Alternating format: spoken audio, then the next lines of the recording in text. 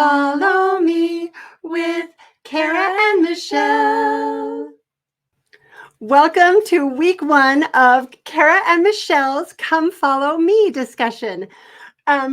We decided to do this at the last minute, and it is going to be completely unedited, unproduced, because I can barely fit one more thing into my life, and Kara too. So you're going to get what it is, and hopefully it will be valuable to someone. We really wanted an excuse to, I'm in nursery, so I wanted an excuse I wanted to be able to get the lessons, and we always want excuses to get together. Yeah, it's hard. Yes, and we always like to have scripture discussions. So we just thought, why don't we record them in case anyone else likes them? Yeah. So, we'll see. So quick introduction. Kara and I together are the mothers of 24 children. We both have. I have one. She has 23. Yeah. Yes, that's true. We are both raising 7 boys and 4 girls. And I have 2 little girls in heaven. And so, and we became best friends many, many moons ago. Yeah, like 15 years. Yeah, something like, no, it's more than that. How old are our we met. Right. We met like 19 years ago. Yes, we met 19 years ago. 19 years ago. But then we didn't really see each other as often. Then we met each other. It's like when Harry met Sally. Right. Then we met each other again at the zoo. Okay. When we had our 16-year-old, 16, almost 17. As 17-year-olds. Yeah. We know we have the same family. I think she's been on my podcast before. So we both had 4 in diapers, because we both have 4 with a set of twins in there, and our ages and genders match up. And then until the 7th. Then they went haywire.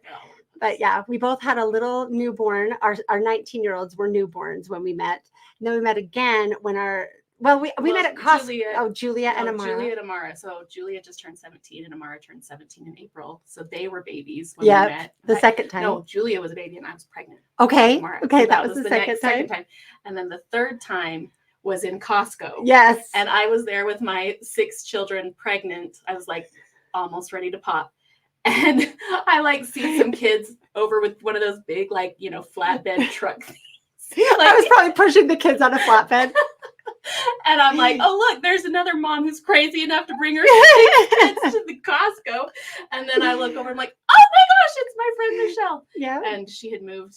I've moved close Highland, by. And I lived in American Fork, or I guess I was in Alpine by then, huh? Yeah, you were in American Fork the first time I came over. Anyway, we've been best friends ever since. So since then, we've never looked back. And right. We went through all the dilemmas of, should we have another baby? I want one. My husband doesn't. We went through all of those. Both homeschooling. Yeah. So anyway, homeschooling, definitely figuring out kindred spirits, teenagers and homeschooling and babies and having all the ages. Yes. And we're still doing that. Yeah. We have lots to talk about, lots in common. Yep. Adult kids, little kids, don't know which is harder most of the time. So most of the time I'm like, I like these ones that are easy to cuddle and still do what I say. And I know. They still like me. So years ago, last time it was the Book of Mormon for Come Follow Me, I really wanted to start a podcast, but it was not the time for me to start one. And now here we are in Book of Mormon again, and it's still not the time for me to start a podcast. But I went to talk to Kara the other day, and I just felt like, you should talk to Kara about doing a Come Follow Me. And I was like, God, you are literally insane. This is too much. We both have so much time to do it. Right. And so, but when I went to Kara's house, she told me that she had just barely gotten a brand new calling. I was called as the gospel doctrine teacher. Yes. So she is going to be teaching Come Follow Me for gospel doctrine. You've been a Relief Society teacher. Yeah. I've been a Relief Society teacher for a couple of years. But gospel doctrine's next level. Yeah. And so with men, I've never had to deal with men. It's always been primary or Relief Society that you've taught. Yeah. Yeah. And so anyway, so that I was like, okay, so we're going to go for it. And we both were like, we will pray about it. But I think I know what my answer. Well, what was your answer? My answer was let go of the perfectionist idea of it has to be this certain way and perfect and what could we possibly have to offer, and just have fun discussing it and let it be what it is and enjoy it, and with no expectation of what it's supposed to be or how it's supposed to look. Perfect. Okay. And my answer was, because I was like, how can I possibly, like, I don't want to start it and then stop because we're too busy, because we're really busy. But my answer was start. All you have to worry about now is start. And then, so we will be doing it as long as it continues. And hopefully we'll keep doing it, because I think it's great. I love having an excuse to get back into the Book of Mormon and discuss it. So yes, and we love having an excuse to get together, because we do. It often is months and months between when we get together. Yeah, so we're going to try and make it happen every week, because that's more fun for us. Yes, exactly. So, okay, I'm trying to figure out what my laptop's having a problem. See, and since I don't want to bother my editor with another project, so you're just going to get the raw, unedited, everything. We might pause occasionally if we really lose our place. So let's dive in. This is lesson 1 of the Book of Mormon, which is the introduction and the title page, and the witnesses. Mm-hmm. And to let you know, this is kind of just we read through it, then we talk about it. This, I don't have time. And well, you'll get better lessons the weeks that she's teaching, I'm sure. But so I know that we're not going to cover everything, but we wanted to just share our discussion and our thoughts as we go through it. Yeah. So should we start on the title page? And maybe I'll just go ahead and share the screen again so you guys can read along with us as we go. And I'll get better at this as we go, doing it live without any edits. Oops, I've got to change so you can see us too. There we are. Okay, so here we go. The very first, I guess before the title page comes the introduction and witnesses, right? Or is it? Nope, it's the title page first. Yeah.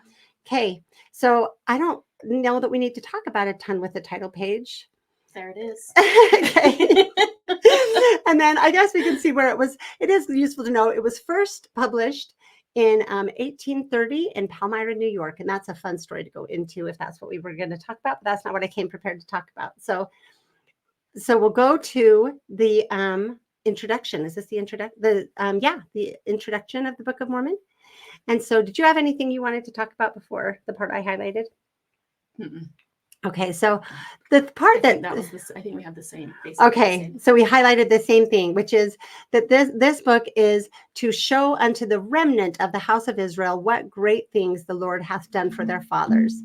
And for me, the word remnant is really a key word, because I have a few scripture references. What does remnant mean to you, or did that stand out to you?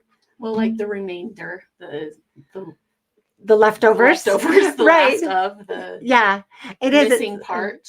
Yeah, you think of a carpet remnant, right? But it's but what I love, like remnant, I think where I think of is Isaiah, where it's in chapters 1, 10, 11, 17, 37, other places as well. It's many times in the Book of Mormon where it often talks about the remnant of the seed of Lehi, or But I like Isaiah. This is just one example. And it said, except the Lord of hosts had left unto us a very small remnant, we should have been as Sodom, and we should have been like unto Gomorrah. That's Isaiah 1:9. And there is this idea of like the entire world being deceived, or all the churches being deceived, except a small remnant, right? It says the very few that were the humble followers of Christ. Mm-hmm. And so I like that implication of remnant as well, keeping that in mind, that it's a remnant of the house of Israel, and we are to be part of the remnant instead of part of all of the churches that are puffed up. So anyway, I think that that's something that's useful, is to study that throughout the Doctrine and Covenants, especially, and the Old Testament are the places I encountered that the most. Did you have any other thoughts? Nope. Okay. Nope. So you can continue on with, let's see, I'll go, let's see. And that they may know what great things the Lord hath done for their fathers, that they may know the covenants of the Lord, and that they are not cast off forever. Mm. And also to the convincing of the Jew and Gentile that Jesus is the Christ, the eternal God, manifesting himself unto all nations. Yeah. And I think Nephi brings that right in, like, first few chapters, actually, which we'll get into next time. But that principle of that they're not cast off, and the mercy of the Lord, and the great things that God has done. I love that, because that's personal to all of us, I think, right? Yeah. Like, I know that it's easy to think we're cast off if if our church isn't exactly what we think it should be, or if we're, if we've messed, like, yeah, the or our invitation, family isn't, or it doesn't look like Yeah. Martha Stewart, right, or or whatever. yeah, that what is the eternal, like, no empty chairs in heaven, like, that's not what we're going for, right? So we were raised to think that's what we were going for, but if that's what we think, if that's what we're going for, we're going to encounter disappointment and pain. So okay, we'll go on to the introduction, and I didn't mark as much here. I guess I had a couple of things, but we'll get better at this as we go. This first one isn't our best, it's our trial run. But while you're looking, I'll give my introduction, if that's all right. My reason Okay. for wanting to.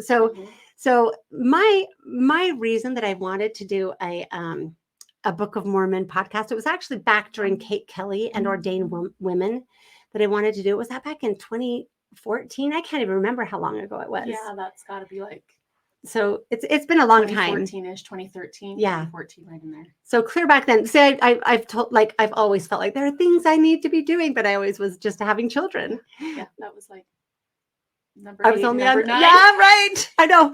Yeah, it wasn't 10 yet. But I felt this impression that's kind of been my theory, that I tend to believe it. I toy with it. I tend to believe it. But this is how I think about the Book of Mormon. One issue that people notice in the Book of Mormon is that there are no women. Like there are no women in the Book of Mormon. And so I did this study quite a while ago where I went through and kind of counted up how many women there are in the Bible. I'm looking for where I put my notes on it. So it's hard to know exactly how many women there are in the Bible because there are multiple translations and different versions. What's apocrypha? What's the apocrypha? What's the real book? But based on all of the studies I've seen of the named characters in the Bible, it's somewhere between 6 to 8% are women. Right. So it's very minimal. And we always start out better. Like we start out with Adam and Eve, where it's kind of 50-50, and then we go downhill from there. Yeah. Right. And I tend to think like God creates in imperfection, and then in this corrupted world, Yeah. things become corrupted. But still, at least we have like prophetesses like Huldah and Deborah, and really great stories, even though a lot of the women are the seductresses or the often, but not always. That's right. And there's a lot of really there's a lot great women. Yeah. There are a lot of great women. There are also a lot of bad men. So it's not like we can say, Right. but we should notice that woman is massively underrepresented in the Bible, and that maybe that's a problem. And my understanding of the Book of Mormon is that it is meant to expound upon and clarify the things in the Bible. Like it's another witness of Jesus Christ, another testimony of Jesus Christ. And that's kind of how I was taught to understand it, is that it gives us more insight into the Bible, right? And so I think the fact, so if you do that same study of the Book of Mormon, there are 6 named women in the Book of Mormon, period, total. 6 women, and only 3 of them are actual characters in the Book of Mormon, because it names Eve and Mary and Sarah, Abraham and Sarah. Okay. It names those 3 women, but they're not characters in the Right. book. The only characters are, Sariah, Abish, and the harlot Isabel. Okay. That's it. Okay. And I was thinking King Lamoni's wife, but she's not named. She's not named. She's not. We have the mothers of the with the 2 Lamanitish queens, but right. is named. Yeah. Right. And the mothers of the sons of, but they're called the sons of Helaman, right? And right. And the daughters of the Lamanites, the daughters of which we have a lot of groups of, yes, yeah. So we have and the daughter of Jacob, right? That's a fun one in the Book of Ether, the secret combination dancer girl. Yeah. I mean, we have characters just like we do in the Bible, but we only have 3 named women. Yeah. And again, I think it starts out better because we have Lehi and Sariah, and we have this powerful matriarch at the very beginning. Right. So it starts out well, and then has the same pattern where I think in Alma are where we have Abish and then Isabel, and then no other woman for the entire rest of the Book of Mormon is named. So if you do that same, so while it's like 6 to 8% in the Bible, some people say up to 15 possibly, but it just depends on how you look at it. Mostly what I've seen is 6 to 8% of the named characters in the Bible are women. And in the Book of Mormon, it is less than 1%. Mm-hmm. And so let's see. Well, maybe it's not. There are 270 named characters. So it's not, but only 3 of them are women. So it's around 1%. And so that's pretty extreme, an extreme difference. And so my feeling has been that again, the Book of Mormon clarifies and expounds the Bible. So the theory that I approached it with is that God is saying, hey, can you see it yet? I made it more clear for you. Have you caught on? Can you see that woman is missing and that that's a problem? Right. And then I connect it to the promise in 3 Nephi 26, where we will be given more if we receive and accept what we have been given. And from my perspective, instead of receiving and accepting what we had been given, we did stuff like, I don't know, polygamy and you know what I mean? Things that further, Kara, we're not on the same page, but just all of those things, we further demeaned women in many ways, women. And so we haven't, we believe that God will yet reveal many great and important things pertaining to the kingdom of God. And I think a lot of that is the prophetesses, the mothers, the stories of the women, the writings and speeches by the women, and an understanding of who we are as women, which is necessary to understand who men are as men, right? So my feeling is that like we need to recognize that so we can be asking for more. And when I started to kind of think that way, I got the impression of like, but we haven't even taken advantage of what we've been given, because we really tend to ignore even the stories of women we have to some extent. I know so I felt like God is like, first eat what's on your plate, then ask for more, and I'll give you more, Right. So I want to approach the Book of Mormon looking for looking for the women. That's kind of my approach to it. So instead of giving the introduction to the Book of Mormon, I gave you the introduction of how I'm approaching the Book of Mormon. And now you can say whatever you want to say about that or something else. I think that sounds like a great idea. Yay. Okay. So we're on the same page. Yeah. Okay. So along those lines, I did highlight just a couple of things in the introduction here where it talks about Joseph getting the plates. In due course, the plates were delivered to Joseph Smith, who translated them by the gift and power of God. And when I studied the life of Emma, I didn't know before that actually Emma went with Joseph to get the plates. And not only did she go with him, God commanded that Joseph could only get the plates if he brought her with him. Yeah. Which just gives me chills. Like this, God telling Joseph, I have the plates and you can get them if you bring the right person. And the right person was his helpmeet, his wife, his equal partner in every way. And when you know the story of them going and getting the plates, because we were talking about this, we'll talk about it when we get to the witnesses. Yeah. It was well believed and well understood that Joseph had some golden plates. Right. And there was a lot of people after them. Like from a kind of logical standpoint, you might go, well, he should bring bodyguards and maybe like a bunch of men with some rifles or something. But God, no. He brought Emma. And Emma was there. It's the night in the woods. There aren't lights, Yeah. Emma's sitting in the wagon with the horses. Well, I just like think of this, the excitement of it, but also the terror, like how she's that would be. Oh yeah. And you have God, but still like and it's not like just being in the woods and it's scary at night because you hear things. They know there are men out to get them that very night that are don't care if they kill them, they just want the gold, right? And so she sits and stays in the wagon while he goes and gets the plates, and then they take them home together. So instead of bringing a bunch of armed guards, he brought Emma. And that's the kind of courage and faith that she had from the very beginning. And I love that she's included. I mean, she's not on the page, but she should be in all of our hearts when we read that story. She is very integral and super important. Absolutely. Obviously Essential. Very important to the Lord, right? Mm-hmm. It also, when you were telling me this, what came to my mind is that story of, I can't remember which prophet, is it maybe Elijah, when the Lord's like, you need to get an army together to defend Israel. And he's like, that's too many, whitle it down, only these, the ones that they end up like 300 or something to defend, and I think this could be another one of those witnesses where the Lord's like, no, you just need to take this one person that's the most important person who has faith in Joseph and faith in the Lord, and then leave it all up to the Lord. The rest is the Lord's. Yeah. Yeah, and even thinking of the faith of Joseph, because any husband and Yeah. father wants to protect his wife, Right. right? That And would be scary. she was pregnant. She was pregnant with their first baby at the time. Oh, yeah. So he brought his pregnant wife because the Lord commanded it, and she went.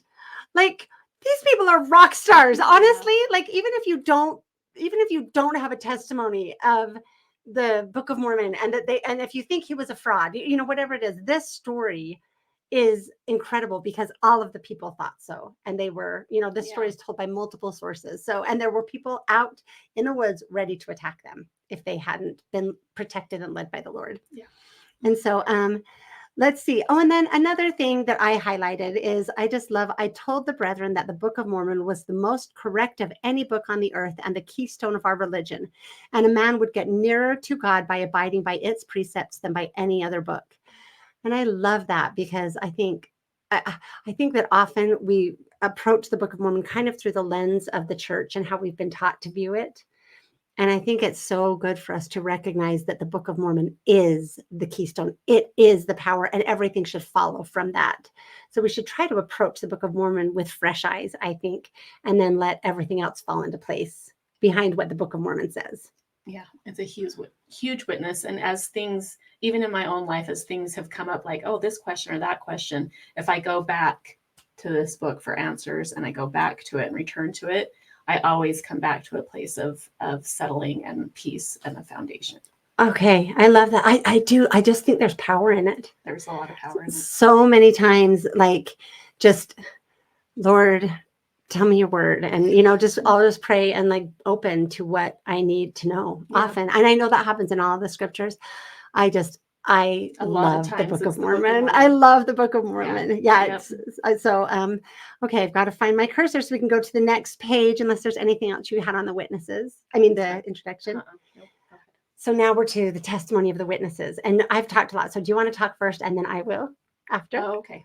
Well, you were sharing some insights about the witnesses. Okay, so one thing that's really interesting, I heard this, well, I've heard it a couple places, but there is a series of lectures. Off while you're talking. Okay. Okay, there's a series of lectures you can find on YouTube. I can't even remember the guy's name. But we'll link it. We'll have the link. But it's on truth claims of the LDS Church, and he's talking about the witnesses. He's a lawyer, and so he approached the witnesses two categories. You have the informal witnesses and you have the formal witnesses. The formal witnesses are what we see here in the Book of Mormon. You've got the 3 witnesses, and then you have the 8 witnesses later. But the informal witnesses are people who, they're not named here in the Book of Mormon, but their testimonies are all through historical documents. And you have everyone from, you were going to we'll get to those in a minute.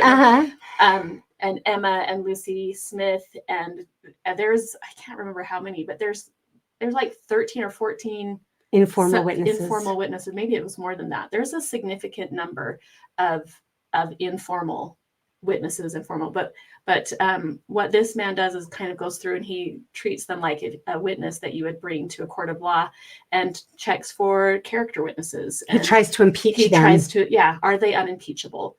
And goes back and looks, and that's what's really significant to me. Even when they left the church, they were seen as upright citizens, as honest. A lot of comments would be like, I don't know what they were doing with that Joseph Smith dude, but this is a really good guy. Other than that crazy time, that people were like, David Whitmer's a great guy. I don't know why he keeps claiming that he saw the golden plates. Other than that crazy part about him, he's a really good guy. Oliver Cowdery was in like local government, and he would run for office. I think he was a mayor or something. I can't remember. But they saw him as upright and honest and trustworthy. I think that's really significant. And the other significant thing I learned there was the witnesses is the one part about church history that those who oppose the church have never really been able to. They just ignore it. They'll pick apart other things, and they'll pick apart, they might attack the historicity of the Book of Mormon or this or that, but they completely ignore the witnesses because there's not really any other explanation. The only explanation that I think is tried to be given is something along the lines of Joseph Smith's really great hypnotist. Yeah. which sounds so much more likely. So much more likely. You're like, that's not goofy. That doesn't. Right. And he points out things like, okay, this is before hypnotism was even widely understood.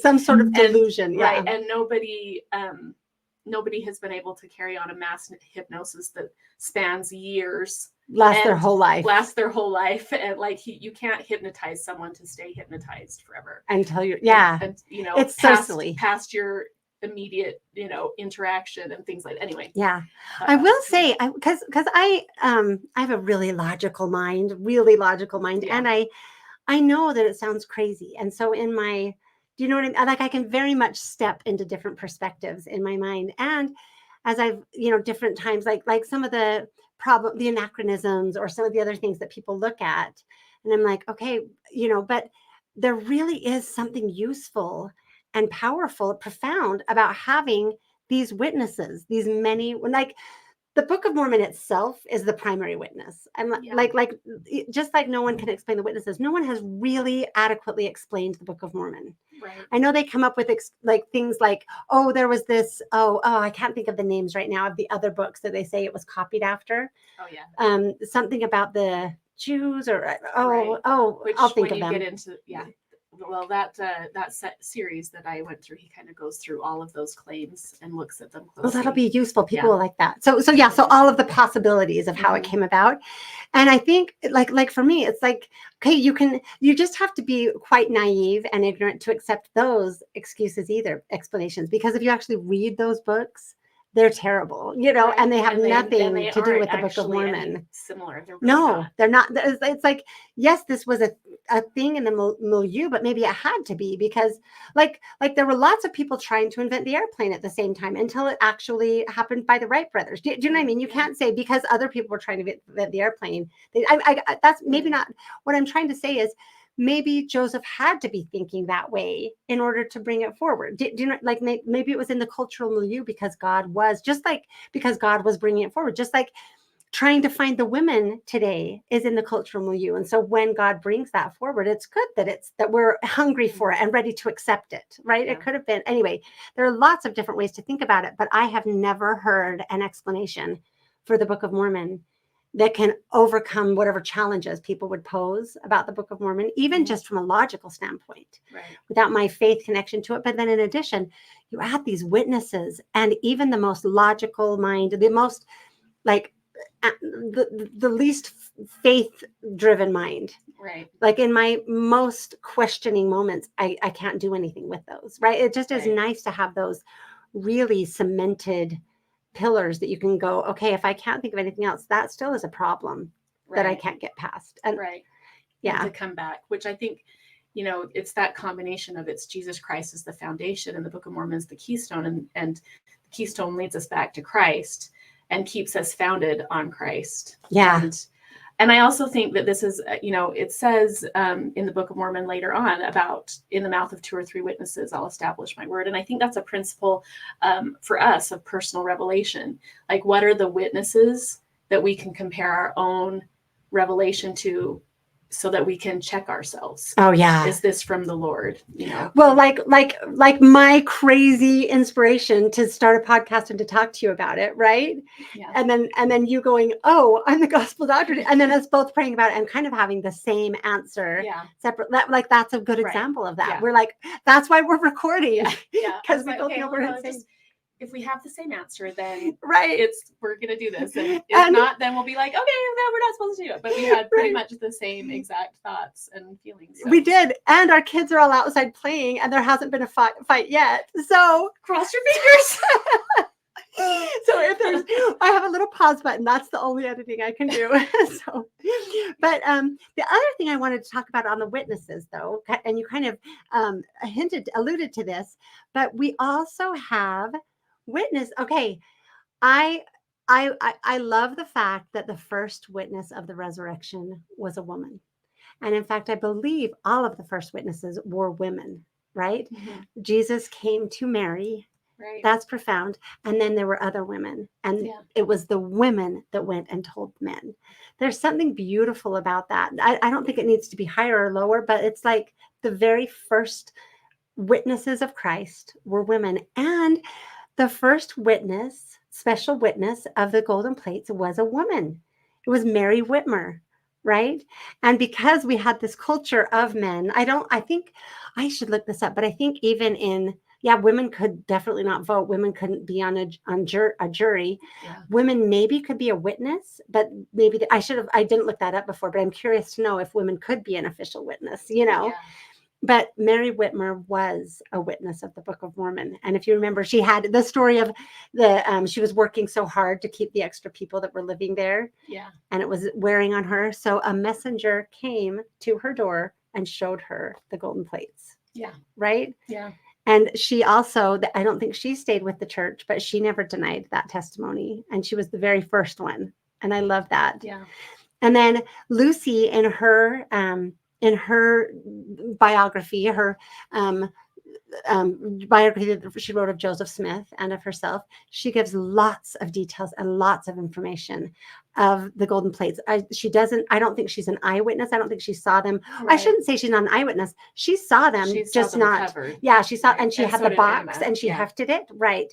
So she, and for whatever, and that's, I think it's easy for people to go, oh, he was such a fraud. Don't let, and these women were so gullible. Like, okay, but you've still got the problem of all of these other witnesses and of the Book of Mormon. Well, and you don't have any, if he was a fraud, he would have had to make a fraudulent plates, and there's no evidence there either. There's no like, oh, he had a tin thing, and like I saw him make, like, there and would skills be skills in metallurgy, and like that's actually a good point. Yeah, there would be other evidences that he made a fake. Mm-hmm. There would be and also someone saying, yeah, that would have been quite an endeavor to make something that sounded like metal plates and that would be as heavy as that when it was hefted, and that would that would have been a huge endeavor. Yeah, I couldn't do that. I mean, like, someone would have to work hard to do that now, and with a lot of study that you would need the internet for. Like, how would he know how to do that? Right. And where would he go mine his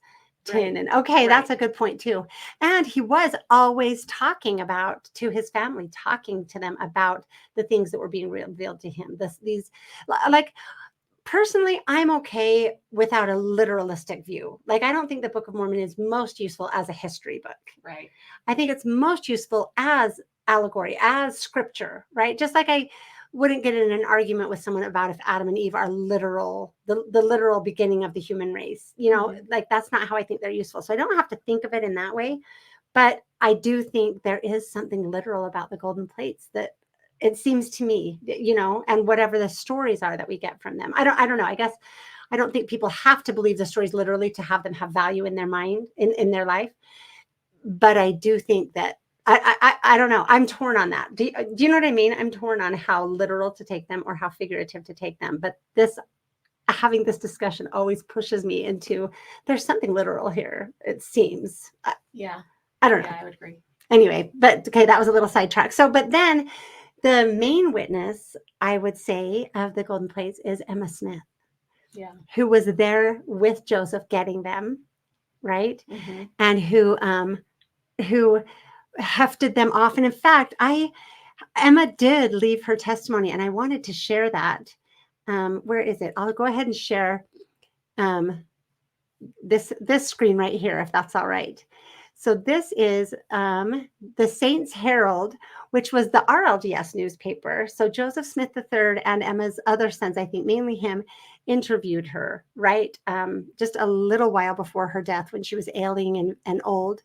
And it's a beautiful testimony that's right here. I can put the link below as well, but it's on this side of the page. And it's actually a really important testimony. The part that I've usually paid attention to is what she says about Joseph having other wives potentially, or about if section 132 came from him, and she's adamant. She gives her testimony multiple times throughout her life, consistent, without ever any alteration, that it was not from Joseph Smith, that it was gotten up in Utah after. And also, she, like the other witnesses, is unimpeachable. Like, she was always thought well of. And Joseph Smith III held political office before he even became the leader of the church. These were good people. And so I'm just going to start right down here. It's on the last column of the right side. It says, What of the truth of Mormonism? I know Mormonism to be the truth and believe the church to have been established by divine direction. I have complete faith in it. In writing for your father, I frequently wrote day after day, often sitting at the table close by him. He's sitting with his face buried in his hat and with the stone in it. That's where the hat and the stone comes from. And dictating hour after hour with nothing between us. He had not a book or manuscript from which he read or dictated to you. He had neither manuscript nor book to read from. We'll go to the next page. Let me just adjust to get over there. I'm trying to blow it up so you can read it on the screen. I'll go just a little bit bigger in case that's helpful. Could he not have had and you not know it? If he had had anything of the kind, he could not have concealed it from me. Are you sure that he had the plates at the time you were writing for him? The plates often lay on the table without any attempt at concealment, wrapped in a small linen tablecloth, which I had given him to fold them in. I once felt at the plates, and as they thus lay on the table, tracing their outline and shape, they seemed to be pliable, like thick paper, and would rustle with a metallic sound when the edges were moved by the thumb, as one does sometimes thumb the edges of a book. So she didn't take the cloth off and look at them, but she felt them, and Can you imagine how much them. faith that took? No. Just that. I know.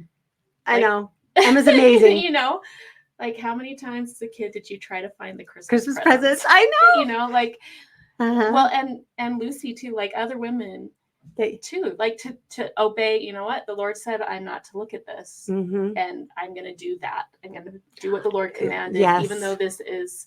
And I don't think though that they needed the proof. I don't feel like they were like, oh, can I trust Joseph? I don't think that was in their mind at all. Right. So I don't think it was, is he telling the truth? You know, like you don't check your husband's phone unless you have a reason to be suspicious. Right. And like, I've never checked my husband's phone, you know? Right. And so maybe there's something to that too, that it's like God said, okay. And I don't feel the need to, because I don't have a doubt. That's faith. And I've come to believe more and more how faith in Jesus Christ and what he says is literal power. And how much power Emma and others would have been given from just that one simple act of faith. And that's just one of the many, many, many acts of her faith, that this was a work from God. And that obedience was necessary. And it's so true. And I've taught in my episode, I'll attach my episode I did on Emma in the notes as well, because it was one of my favorite ones. But her faith, like when they lost their baby and she was on her deathbed, her baby that she was expecting at the time that they got the plates, and she was on her deathbed, and so close to, you know, just I think she was having visionary experiences during that time, and the Lord was preparing her, you know. But her concern, right, when she woke up was go get the manuscript. It's when the 116 pages had gone missing. Martin Harris hadn't brought them back yet, and she was like, that was her concern. Not you know, like Joseph didn't want to leave her, but she was like, go. I mean, her faith was man, she was amazing. So okay, so let's see, what did Father Cowdery what did Father and Oliver Cowdery write? Oliver Cowdery and your father wrote in the room where I was at work. Could not Father have dictated the Book of Mormon to you, Oliver Cowdery, and the others who wrote for him after having first written it, or after having first read it out of some book? Joseph Smith, and for the first time she used his name direct, having usually used the words your father or my husband. She said, Joseph Smith could neither write nor dictate a coherent and well-worded letter, let alone dictating a book like the Book of Mormon. And though I was an active participant in the scenes that transpired and was present during the translation of the plates and had cognizance of things as they transpired, it is marvelous to me, a marvel and a wonder as much as to anyone else. I should suppose that you would have uncovered the plates and examined them. This was your question. I did not attempt to handle the plates other than I have told you, nor uncover them to look at them. I was satisfied that it was the work of God, and therefore did not feel it to be necessary to do so. That's exactly what we just talked about. Major Bideman, that's Emma's husband, here suggested, did Mr. Smith forbid you examining the plates? And it's also useful to see her second husband, who had nothing to do with it, is there listening to her testimony, believing it as well, right? I do not think he did. Did he ever forbid you? Oh, so she said, I do not think he did. I knew that he had them and was not specially curious about them. I moved them from place to place on the table as it was necessary in doing my work. Mother, what is your belief about the authenticity or origin of the Book of Mormon? My belief is that the Book of Mormon is of divine authenticity. I have not the slightest doubt of it. I am satisfied that no man could have dictated the writings of the manuscripts unless he was inspired. For when acting as his scribe, your father would dictate to me hour after hour. And when returning after meals or after interruptions, he would at once begin where he had left off, without either seeing the manuscript or having any portion of it read to him. This was a usual thing for him to do.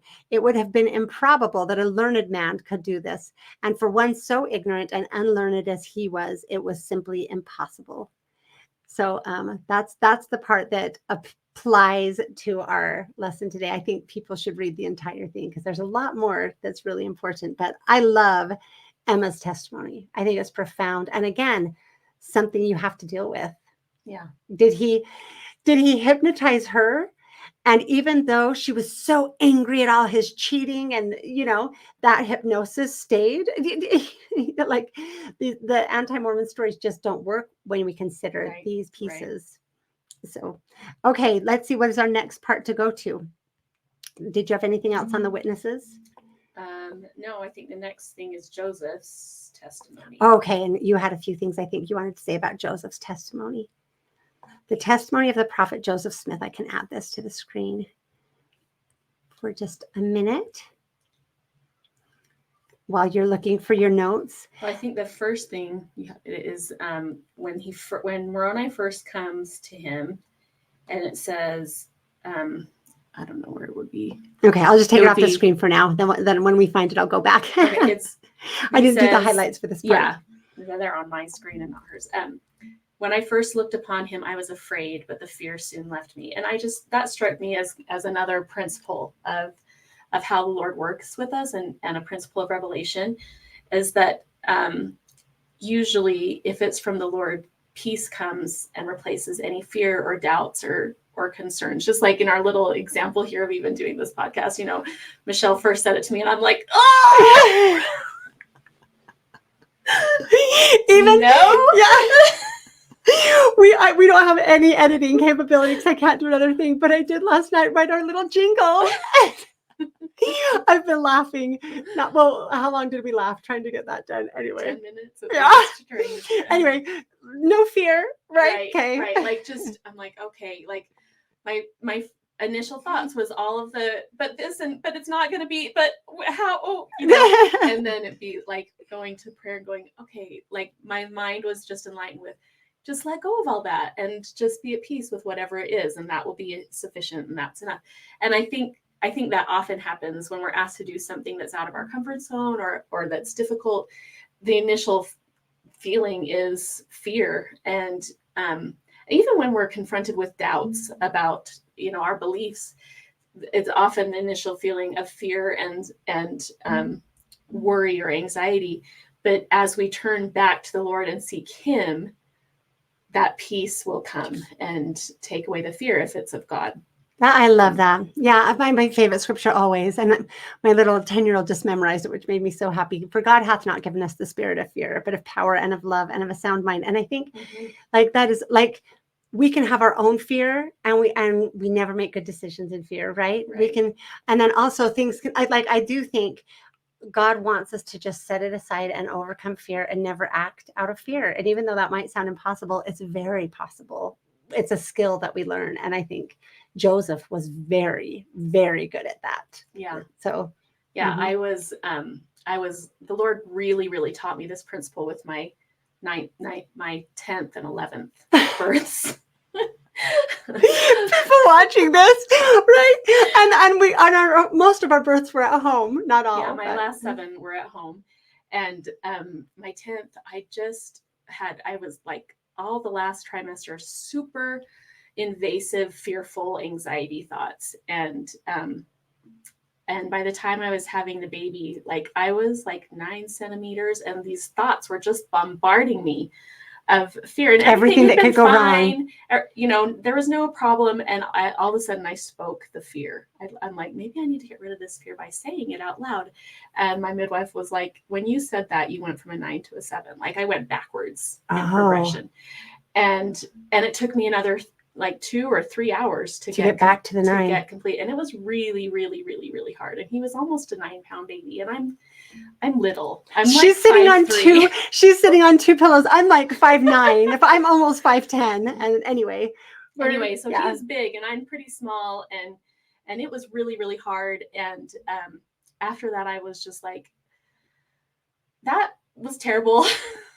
What was that? What do you want me to learn? And I just started learning from the Lord that I let the fear in. I named the fear. I talked about the fear. I focused on the fear, and the fear robbed me of a beautiful birth, robbed me of a beautiful experience. And so number 11, my mantra became, I choose to walk on water. On water, because that story of Jesus with Peter, he said, "Wherefore didst thou doubt?" It was the doubt that made him sink. Yeah. It was the doubt that made him sink.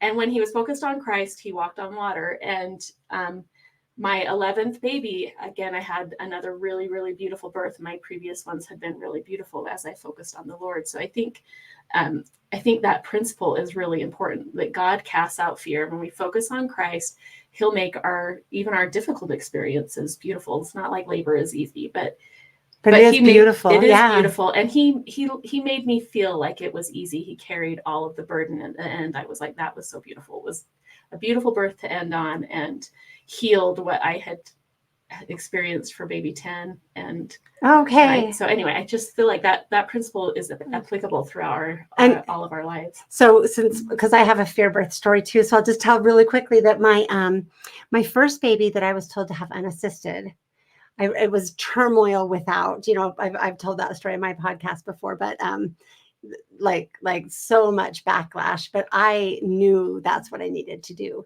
But then with the next baby, when I prayed about it, and I had the answer to do the same thing, but I was bombarded by fear through that entire pregnancy. Like, this could happen, this could happen, this could happen, but that I hadn't had the same, like with the second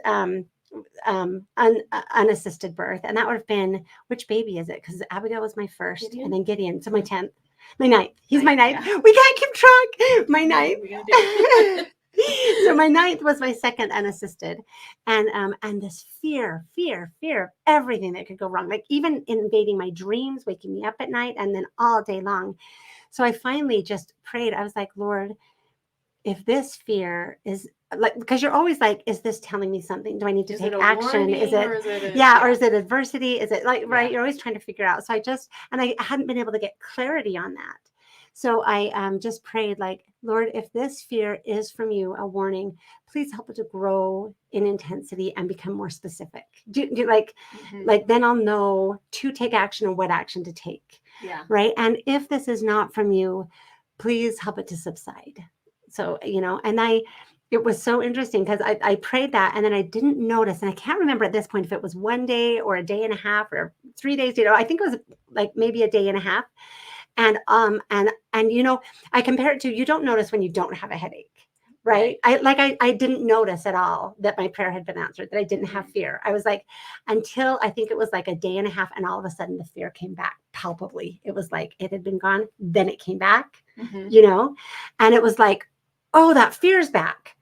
But I recognized that my prayer had been answered because it had been taken away for that time. So after that, I was able to go, okay, this fear is just like the adversary or whatever playing with me, telling me all the time everything that's going to go wrong, but it's not from God. So I don't have to listen. I don't have to pay attention. And that actually, it's not until I'm talking about it now that I realize how profound that is, because I've had that same experience multiple times. And with my 12th and 13th, I've gotten very skilled at, I don't have to listen to that. I don't have to listen to that. And maybe I started to gain that ability.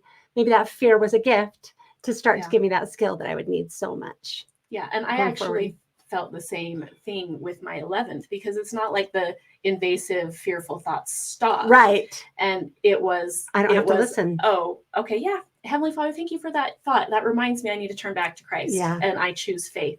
And so I think that happens with a lot of things with our minds. Like we might go, why is that invasive thought? Why can't I just get rid of it? Why can't I squelch it or make it go away? And if you take that and kind of just tweak it to, I don't have to get rid of it. Right. It's not a symbol that I'm faithless, that those thoughts come. Right. It's choosing in the moment, what am I going to do? What am I going to do with that? And there is power in choosing again and again to turn back to Christ and choose faith. And that became like what I said over. Yep, that's there. I choose faith. I'm going to walk on water. Do you know what? Yes. So it can be that our fear can just be taken like it was for that day and a half. And then it can be that we learn. I just recorded my 100th podcast. I'm afraid every single time. Every single time. I can't do this. I can't, every single time I just pray, Lord, please. And I wait until I have the confirmation till I begin, because I'm afraid every time. Yeah. But I kind of, as we're talking about it, love that, because if I weren't afraid, maybe I wouldn't pray until I felt the confirmation that like I need to have the Lord tell me, I'm going to be there. I'm going to help you do this before I can do it every time. Yeah. Well, and that's a true principle, like in the the Doctrine and Covenants, where he talks about, I think they're talking about the school of the prophets. And he's like, if you don't have the Spirit, don't teach. Yeah. Yeah. And I've really taken that to heart when I prepare lessons, like when I Relief Society or primary or whatever. Or now Gospel Doctrine. This is how I approach it, is like, I try to fill my mind, and then I'm just really prayerful. What questions should I ask? What do you want? I try to remove myself as much as possible. And I think we were kind of just talking about that a minute ago. Like I don't want it to be my agenda. Yeah. I want to be a mouthpiece for the Lord, and I want to be speaking through the Spirit, rather than, I think this is what's the most important, and I want to teach these people this thing because I'm so smart. Was that in our next lesson, or was that in this one that we were talking about that? Oh, I can't remember. Was it the beginning that we were talking about that? No, because we haven't. I said save it for the recording, and maybe we forgot to cover it. You had a note, but maybe it's that idea it's right here. Right here about we'll come right back as soon as we figure. Okay, we found it. And I'm going to go ahead and share it. It is in the testimony of Joseph Smith. And this is something you had talked about wanting to share down here. So you go ahead, because this is exactly what we're talking about. Yeah. So this is when, Moroni has appeared to Joseph Smith multiple times. And like the third time in that night, he comes back. He always starts with the original message, and then he adds a little bit each time. And the third time he says, he adds a caution. He says, Satan would try to tempt me in consequence of the indigent circumstances of my father's family to get the plates for the purpose of getting rich. This he forbade me, saying that I must have no other object in view in getting the plates but to glorify God, and must not be influenced by any other motive than that of building his kingdom. Otherwise, I could not get them. And I think that's this principle. It is of saying, okay, it's not about what I want to say or how I want to present it or what I think other people should know. It's, let me be an instrument in your hands, Lord, and please bless me with the Spirit, so that we can all be edified together, and we can learn together, rather than, try to manhandle it and make it my way. Yeah. And I love the, must not be influenced by any other motive than that of building his kingdom.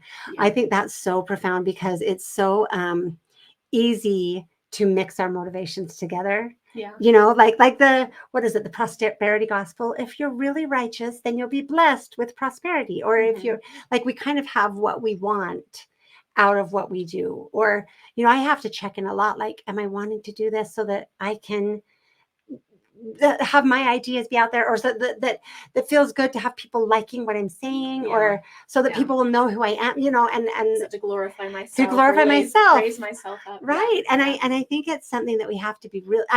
I've learned I can't check that myself. I can't know. I can do my best. Like, I've learned this throughout my life. I can't really see my motives purely. Sometimes I can, but I just always have a little bit of doubt. But the Lord has given me experiences where I've been able to go, oh, okay, my motive is pure. Yay, thank you for letting me see that, because I worried about it, So that for me is just like you said, the principle of not having fear when God commands us to do something. I think that's another principle of always checking in and going, God, are my motives correct? Because I really feel like when our motives get out of balance, God's going to bring them back around some way or other, and it won't be very pleasant usually. Right. There's something tickling my brain about I can't remember if it was in this, it might be in the next, I think it actually is in next week's, but about just about having the pure motives, having lowliness of heart, Yes. seeking the Lord with a lowliness of heart, and recognizing our own fallibility, and that, being really, I think that's what humility is being willing to be taught and recognizing we don't have all the answers, and it's not about, promoting our own agenda or our own ideas. It's about what the Lord is going to teach us. Right. Yeah. I think that's exactly what it is. Just, we want to do what God wants us to do. When I was taught that lesson, so I'll refer to my other podcast, I'm hoping that people will listen to this one who don't just listen to my other podcast too. So, but for other people, I have a podcast that's a little bit out of line with the standard narrative of the church. But when I was called into the stake president's office the first time, after I had been going for a while, and I was not doing very well, I was not feeling like I was up to, and I was so afraid. And I just, the Lord took me through a series of questions, like, what's the worst that could happen? What's the best that could happen? But then the Lord just said to me, what do you most want? And I was so like, I don't know. And then all of a sudden the answer came with like overwhelming, like I just knew to the core of my soul, I want to do what I came here to do. I want to serve you. And that was all I wanted. And then the Lord said, nobody can take that away from you. Like, there's nothing they can do because I was worried about an ultimatum, either take the podcast down or we have to consider at the very least your temple recommend, and maybe much more than that. Right. Yeah. And so I was like, if that happens, if like God's telling me to do this podcast, and if either of those things happen, I can't, God's telling me to share this message. Right.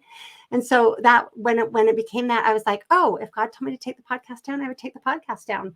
Right. Like, if God told me to, which is not take the podcast down and face what that would mean, then okay, that like whatever God tells me to do is going to be okay, and that was really good for me to be like, it's that kind of experience to go, oh, okay, this is not about me. I know that to the core of my being, because the Lord has showed me that this is just about my desire to serve the Lord. And I think that that's true in so many areas. People sometimes have probably teased both of us about being in a competition about our children, or what I mean? Like, or it just like, why are you having more children?